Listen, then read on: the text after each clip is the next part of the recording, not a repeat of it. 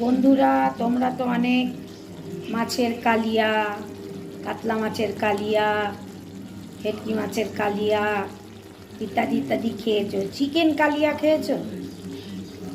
দেখো, আজকে আমি চিকেন কালিয়া বানিয়েছি। কী করে বানিয়েছি সেটা আমি বলছি। আদা রসুন পেঁয়াজ যেমন দেয়, গরম মশলা দিলাম, ঘি আর সাদা তেল দিয়ে মাংসটাকে করেছি।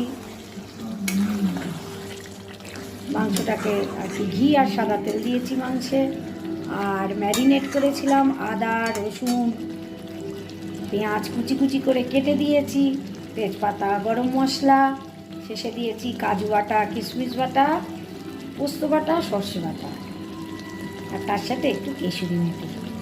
কেমন কালারটা এসেছে বলো তো বন্ধুরা?